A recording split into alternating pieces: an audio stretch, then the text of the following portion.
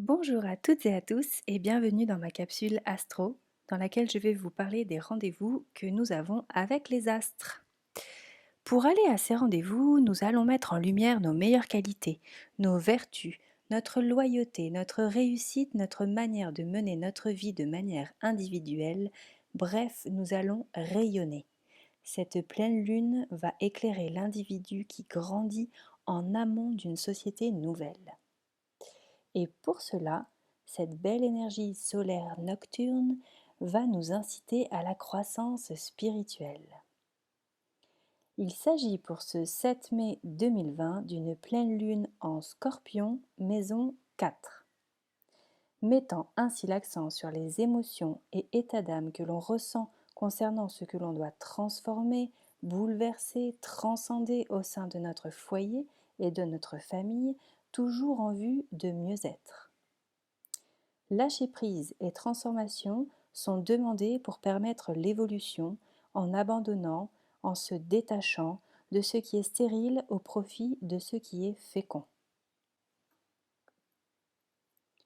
On doit laisser partir l'ancien pour faire grandir ce que nos sentiments les plus profonds nous indiquent de faire. En gros, il faut écouter notre petite voix qui nous indique si on est sur la bonne voie ou pas. Tout est mis sur notre route pour que nous apprenions à nous faire confiance, que nous apprenions à affiner notre pouvoir de perception au travers de nos sentiments les plus intimes, qui au final est notre meilleur radar face aux mensonges divulgués par le monde extérieur. Donc faites bien attention à vos sentiments intérieurs, c'est eux qui vont vous guider.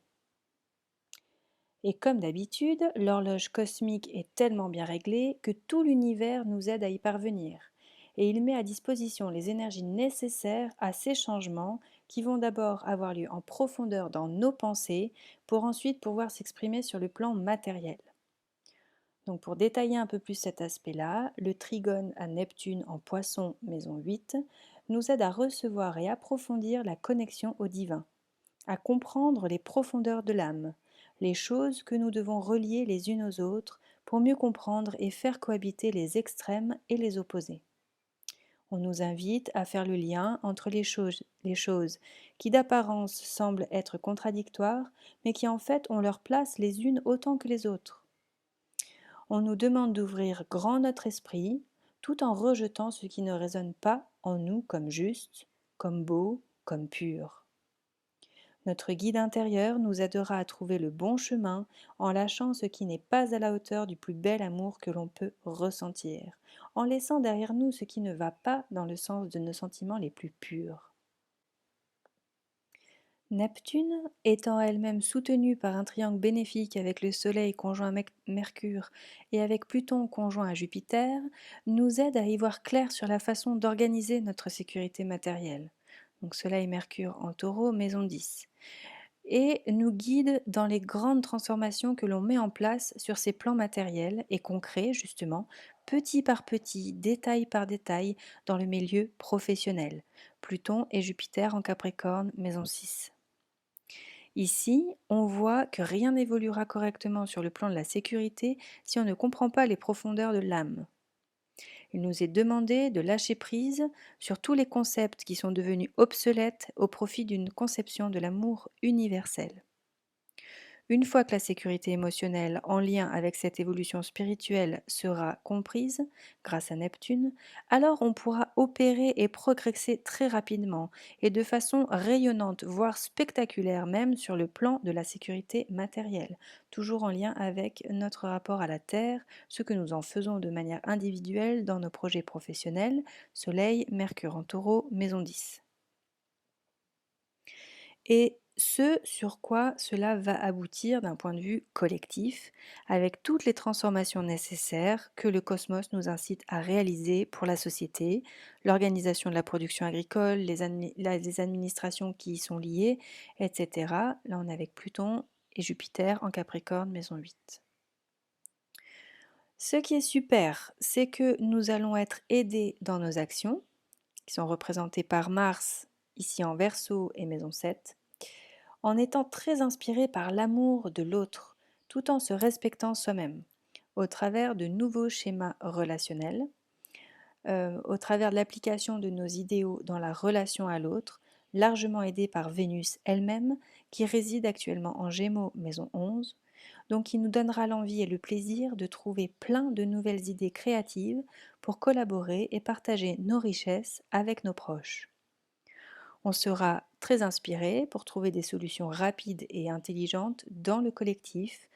Donc ça peut être le milieu associatif, ça peut être nos amis, euh, ça peut être, si on a réussi, hein, avec le groupe d'âmes sœurs que l'on aura su se créer depuis la dernière nouvelle lune.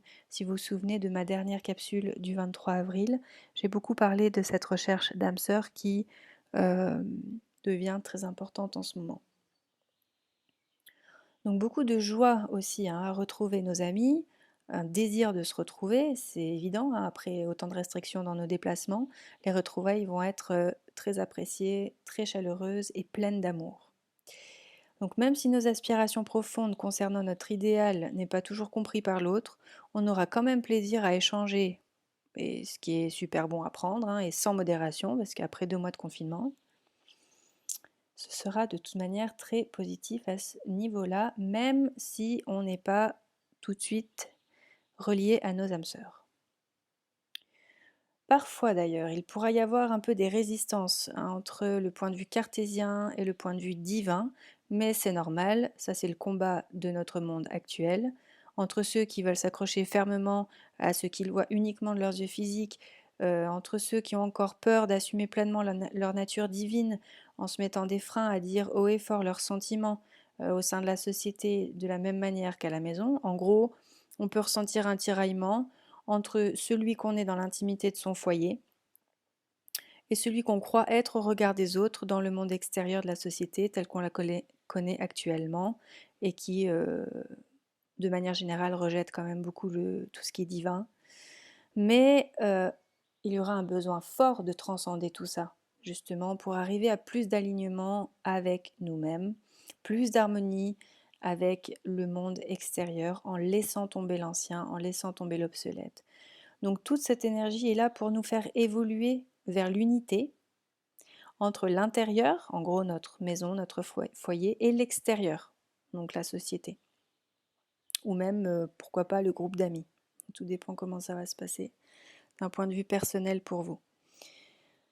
Au final, on aura envie de tout faire péter, de dire au grand jour ce que l'on ressent vraiment, afin de se sentir plus libre, afin de créer enfin le monde solidaire dont on rêve tant.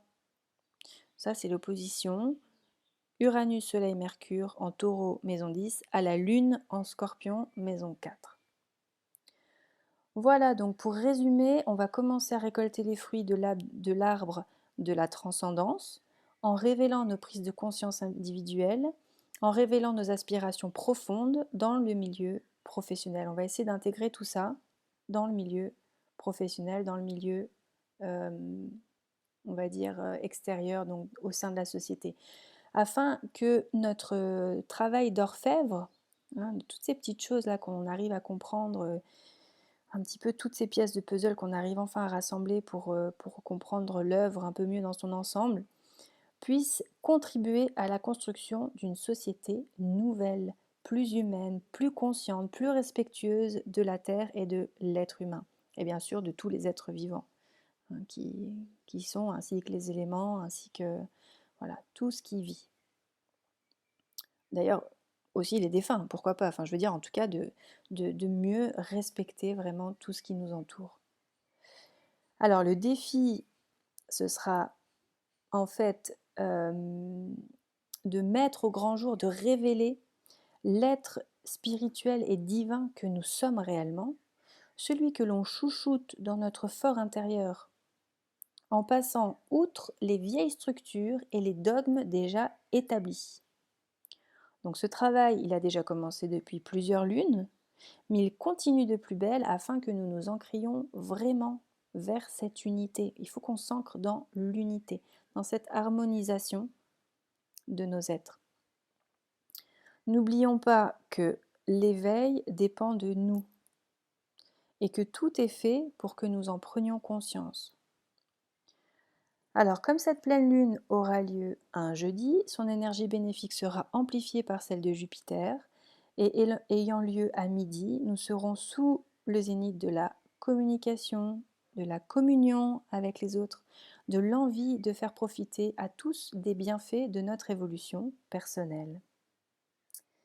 Voilà, c'est fini pour aujourd'hui. À très bientôt sur ma chaîne et sur mon site monmonde.net où vous pouvez me demander des études astro personnalisées, où vous pouvez découvrir d'autres informations dans mes articles par exemple et participer à des événements en ligne.